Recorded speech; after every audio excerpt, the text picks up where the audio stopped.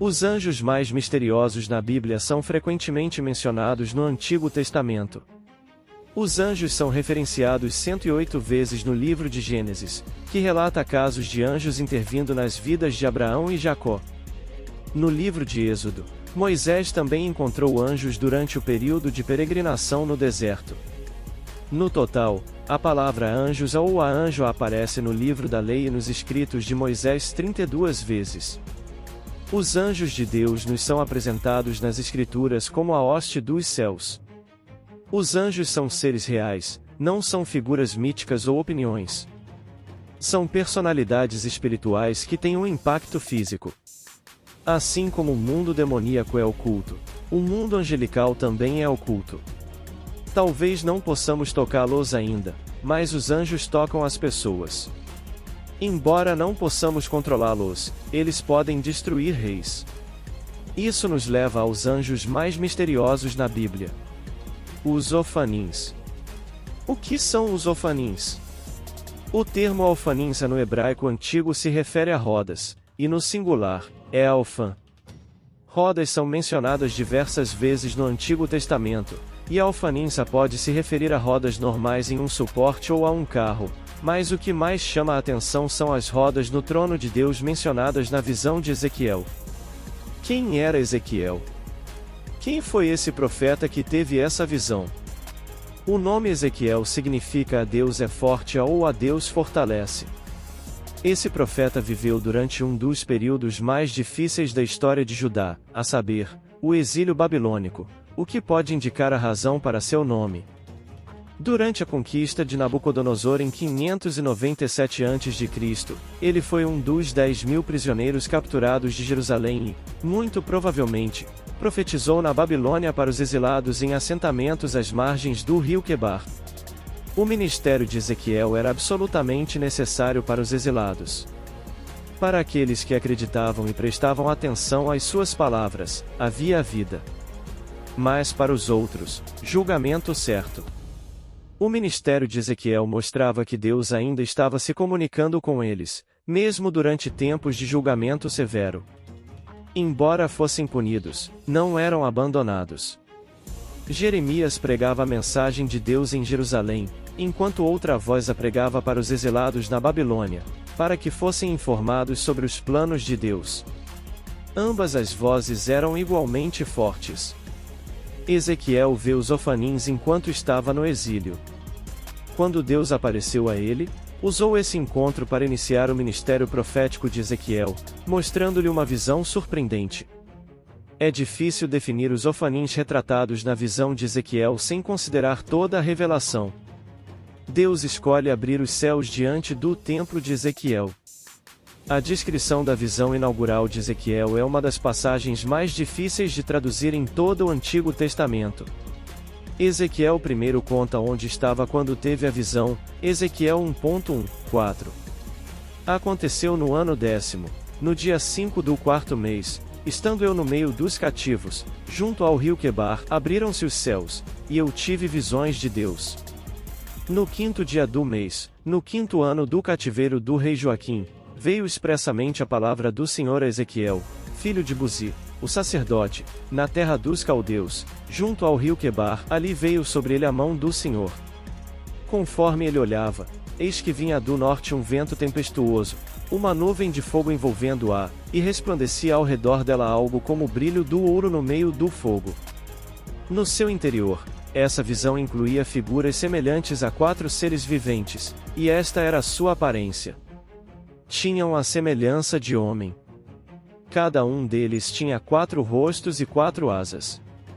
Seus pés eram retos, e a sola dos pés parecia de um bezerro e luziam como o brilho polido do bronze. Ezequiel tentou descrever algo que não podia ser explicado claramente, ele usou comparações para dar uma ideia do que era. Lemos a frase a algo como o brilho do metal polido. Ezequiel 1 de agosto de 10, sob suas asas, em seus 4 lados, havia mãos humanas, quanto aos rostos e asas dos 4 seres, as asas tocavam uma na outra, e seus rostos não se viravam ao se moverem. cada um ia diretamente para a frente. E quanto à forma de seus rostos, cada um tinha um rosto humano, todos os 4 tinham o rosto de um leão à direita e o rosto de um touro à esquerda, e todos os 4 tinham o rosto de uma águia. Ezequiel percebeu que cada ser vivente tinha 4 rostos. Um humano, possivelmente representando inteligência, um leão, representando força, um boi, representando servidão, e uma águia, representando sublimidade. Tinham asas e a disposição de ir para onde o Espírito fosse. O Senhor queria que Ezequiel entendesse que ele está em todos os lugares. Ezequiel pode ter estado em uma terra de cativeiro, mas não estava sozinho, Deus estava com ele. Como crentes em Deus, podemos encontrar conforto no fato de que Ele está sempre conosco, não importa onde estejamos ou quais desafios enfrentemos. A ideia de que Deus está presente em todos os lugares nos dá paz de espírito, sabendo que Ele está sempre conosco. Ezequiel 1 de novembro de 14, as asas dele se estendiam para cima, cada um tinha 2 asas tocando outra criatura e 2 cobrindo seus corpos. Cada um ia diretamente para a frente, para onde o Espírito estava prestes a ir, eles iriam sem se virar, movendo-se no meio dos seres viventes. Havia algo que parecia brasas de fogo e tochas se movendo entre os seres viventes, o fogo era brilhante, e raios saíam dele, e os seres viventes corriam para frente e para trás como raios. O carro. Após ver os querubins, Ezequiel viu as rodas como as rodas de um carro. O melhor objeto para imaginar o que Ezequiel viu é um giroscópio. Ezequiel estava descrevendo algo que podia se mover em qualquer direção sem precisar virar. Tenha em mente que Ezequiel estava descrevendo o indescritível. Ezequiel 1.15, 21. Ao olhar para os seres viventes, percebi que havia uma roda no chão ao lado de cada um dos 4 deles. A aparência das rodas e seu acabamento era como topázio brilhante, e todas as 4 tinham a mesma forma, a aparência e o acabamento, como se uma roda estivesse dentro da outra. Sempre que se moviam, podiam ir em qualquer uma de suas 4 direções sem se virar, como se movessem. Quanto às bordas delas, eram altas e impressionantes, com olhos ao redor. Sempre que os seres viventes se moviam, as rodas se moviam com eles. E sempre que os seres viventes se elevavam da terra, as rodas também se elevavam. Para onde o Espírito estava prestes a ir, elas iam, nas mesmas direções, e as rodas se elevavam como os seres viventes. Quando paravam, as rodas também paravam, e quando se elevavam da terra, as rodas se elevavam junto com eles, pois o Espírito dos seres viventes estava nas rodas. Ezequiel continuou a descrever a interação constante entre as rodas e os querubins, onde os querubins iam, as rodas iam. Ele relatou que o Espírito de Deus se manifestava em tudo o que estava acontecendo. Ezequiel também estava vendo a onisciência de Deus, os múltiplos olhos que ele viu representavam a completa consciência de Deus, ele vê e sabe de tudo. Este grande livro começa com uma visão. Ezequiel recebe uma revelação de Deus de 4 figuras angelicais.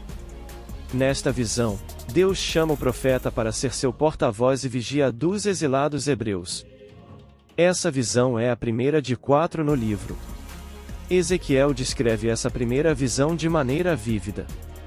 Como todo líder eficaz, ele falou o mais claramente possível. Um pastor certa vez disse que se algo é vago no púlpito, será confuso no banco. Ezequiel forneceu uma visão por meio de analogias, e em seguida, aplicou essas visões. Ele comunicou uma imagem e depois compartilhou seu ponto de vista. Visões divinas sempre ajudam um líder e o povo a se moverem na direção certa. Uma visão divina também parece incluir esses componentes. O espírito dos seres vivos estava nas rodas, para que as criaturas se movessem na direção em que as rodas se movessem. Foi, de fato, uma visão impressionante. As enormes rodas, as criaturas vivas, o fogo ardente e os olhos nas bordas das rodas. Que imagem impactante da providência de Deus, sempre trabalhando, desenhando com intrincadeza, nunca errando e nunca chegando tarde. O que Ezequiel viu ou descreveu neste trecho é difícil de visualizar em sua totalidade. Presume-se que seja uma imagem de um magnífico carro com 4 rodas, trazendo o trono de Deus. A cena dá a impressão de movimento e atividade contínuos, não apenas por parte das próprias criaturas vivas, mas também por parte do trono de Deus. A sensação parece ser que as rodas e seus movimentos podiam ir em qualquer direção, mas não havia sentido de causa ou desordem em seus movimentos.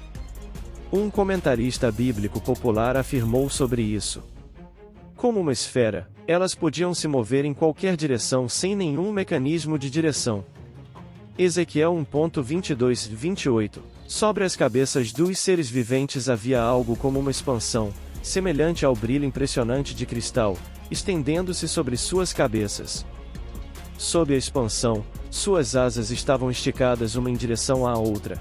Cada uma tinha 2 asas cobrindo seu corpo de um lado e do outro. Também ouvi o som de suas asas, semelhante ao som de águas abundantes enquanto se moviam, como a voz do Todo-Poderoso, um som de multidão, como o som de um acampamento militar. Sempre que paravam, abaixavam suas asas, e uma voz vinha de cima da expansão sobre suas cabeças. Quando permaneciam imóveis, abaixavam suas asas. Sobre a expansão que estava sobre suas cabeças, havia algo parecido com um trono, semelhante ao lápis lazuli em aparência. E sobre o que se assemelhava a um trono, no alto, havia uma figura com a aparência de um homem. Então, percebi, da aparência de sua cintura para cima, algo como metal reluzente que parecia fogo ao redor. E da aparência de sua cintura para baixo, vi algo como fogo, e havia um resplendor ao seu redor, semelhante à aparência do arco-íris nas nuvens em um dia chuvoso. Assim era a aparência do resplendor ao redor, semelhante à aparência da glória do Senhor. Quando vi isso, caí com o rosto em terra e ouvi uma voz falando. Finalmente, Ezequiel contemplou a câmara no céu e tentou descrever as visões e os sonhos das criaturas. Em seguida, ele notou um trono ocupado por alguém com a aparência de um homem. Ezequiel observou que a entidade sentada no trono se assemelhava a um humano, mas era mais semelhante às chamas do que à matéria física. Imagine a glória e o esplendor que havia. Em seguida, Ezequiel viu um arco-íris ao redor do trono de Deus, semelhante ao arco-íris da promessa que Deus deu a Noé após o dilúvio. Jonas também viu o arco-íris antes da tempestade. Ezequiel testemunhou um arco-íris no meio da tempestade, que simbolizava a promessa e o poder divino de Deus. A mensagem transmitida é sobre o magnífico poder de Deus. Ele estava confortando Ezequiel, assegurando-lhe que está no controle e nada está além de suas capacidades. O que significa a onipotência de Deus para nós? Nenhum problema ou dificuldade que enfrentamos está além do poder de Deus para resolver. Podemos não ser capazes de lidar com isso, mas Deus pode. Não precisamos nos perguntar por que Ezequiel caiu, ele foi exposto à glória de Deus, a manifestação externa de sua presença divina. Quando alguém experimenta a magnificência e a grandiosidade do Senhor, a única resposta natural é se curvar em reverência. Durante os tempos desafiadores do ministério de Ezequiel, Deus o lembrou de uma visão para tranquilizá-lo de que ainda estava no controle do seu trono no céu, apesar de estar longe de Jerusalém. Ele sabia que Deus estava com ele. Da mesma forma, os crentes hoje podem sentir que estão no exílio nesta era. No mundo de hoje, há um aumento da maldade e comportamento imoral. Mesmo pessoas que frequentam a igreja podem recusar-se a aceitar os ensinamentos da Bíblia. No entanto, podemos nos confortar com a descrição da magnificência de Deus por Ezequiel. Podemos não ver as rodas como ele viu, mas sabemos que Deus está conosco, não importa onde estejamos ou o que estejamos enfrentando. Ele sabe de tudo e pode fazer qualquer coisa. Além disso, ele nos deu seu Espírito Santo para ser nosso auxiliador. Devemos ter essas verdades em mente e permanecer firmes em nossa fé nele durante esses tempos desafiadores até o dia em que somos chamados a nos juntar a ele no céu.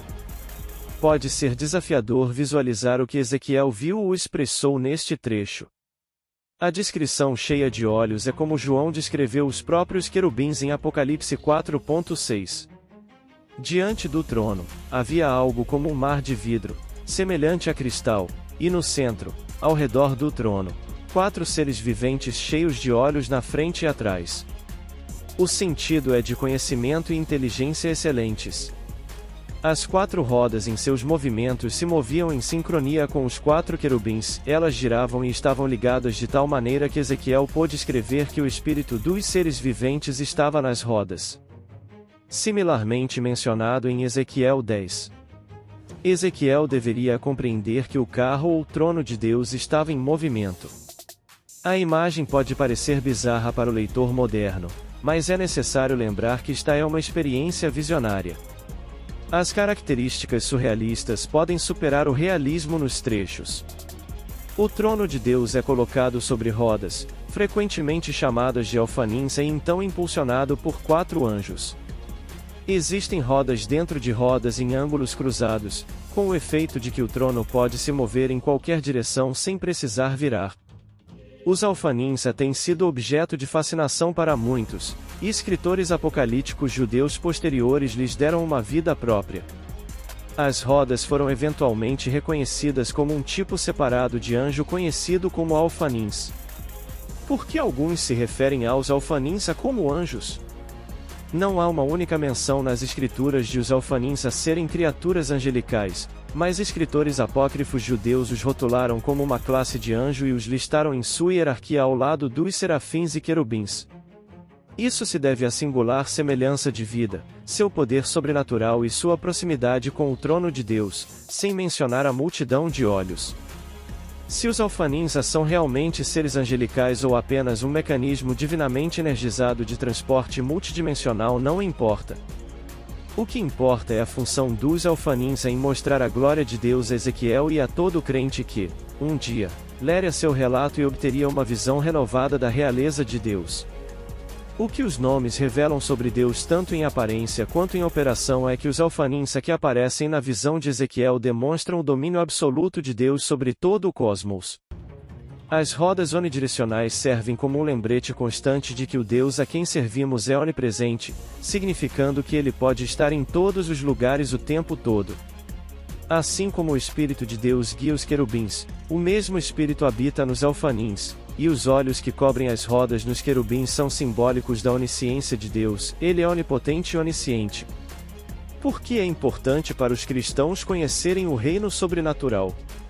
Em Efésios 6 de novembro de 12, somos instruídos a nos revestir da armadura completa de Deus para resistir aos esquemas do diabo, pois nossa luta não é contra carne e sangue, mas contra os principados, potestades, forças mundiais das trevas e as forças espirituais da maldade nos lugares celestiais. Efésios 6.12 nos diz que nossa luta não é contra a carne.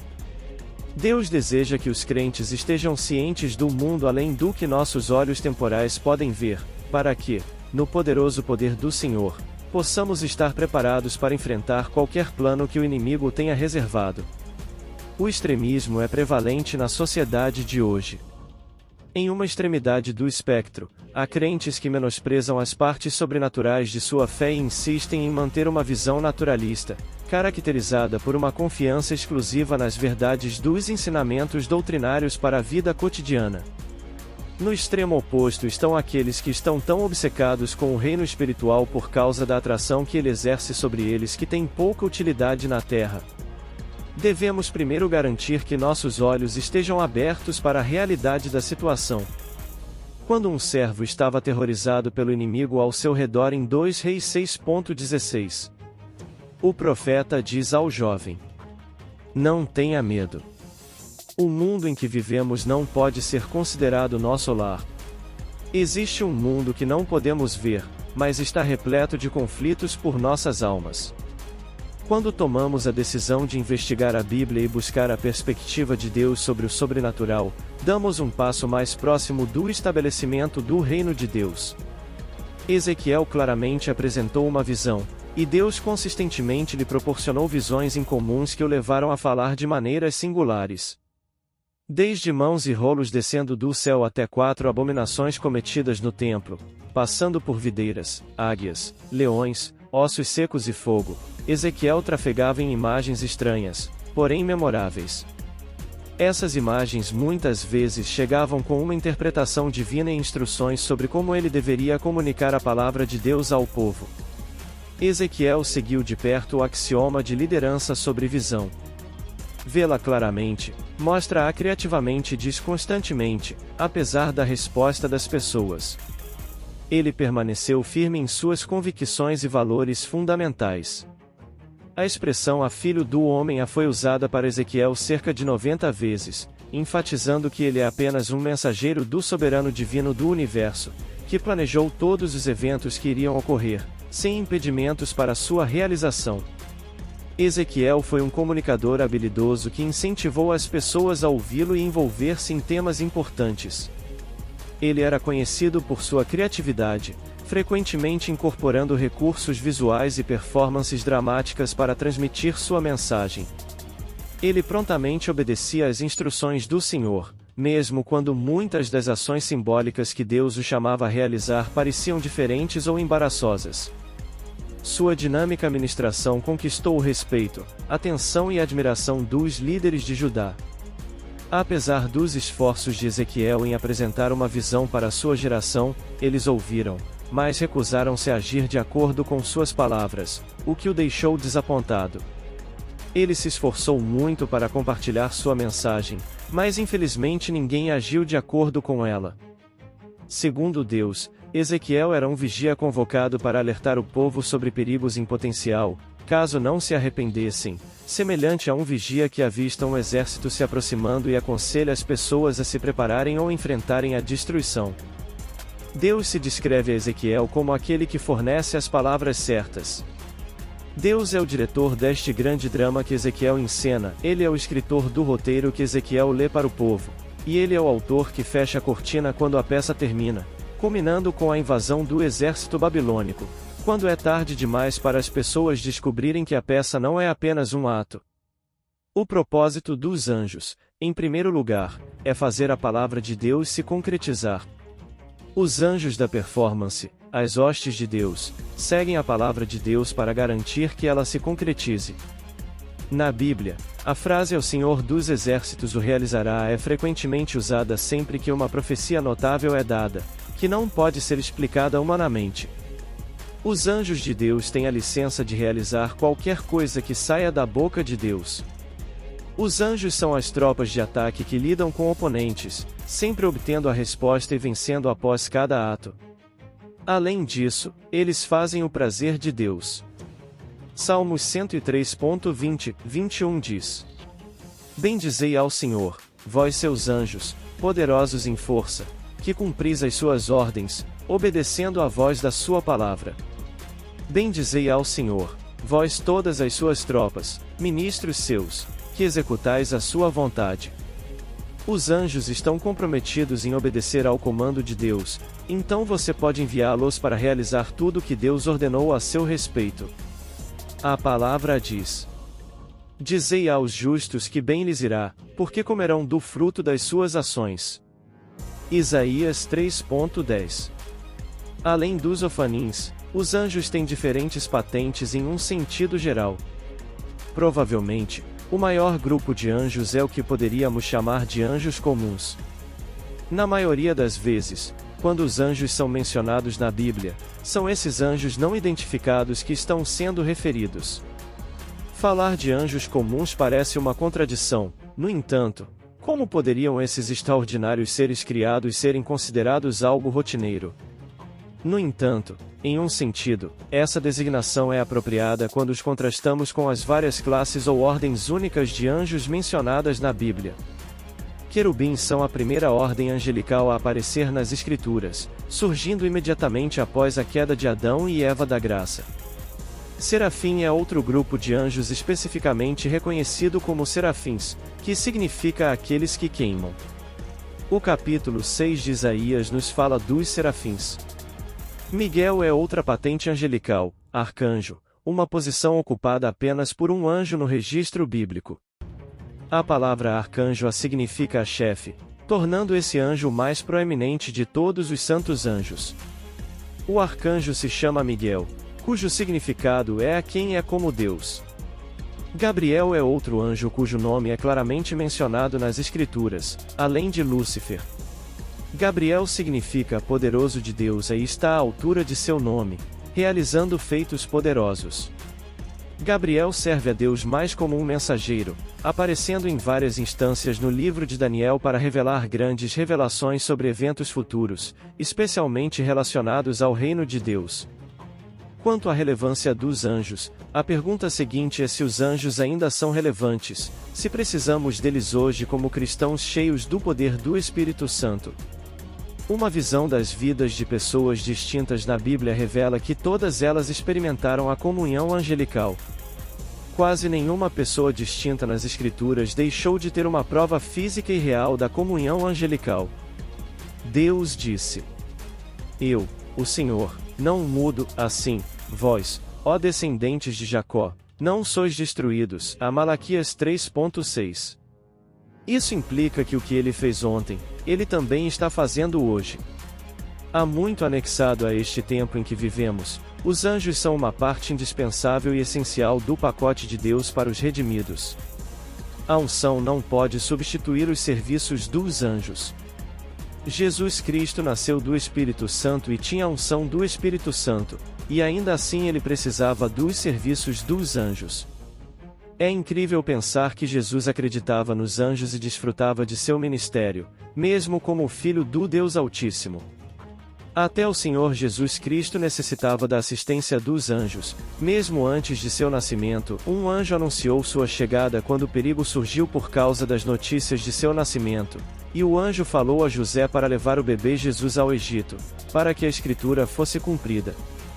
Embora os anjos sejam espíritos ministradores importantes, podemos limitar o ministério deles em nossas vidas.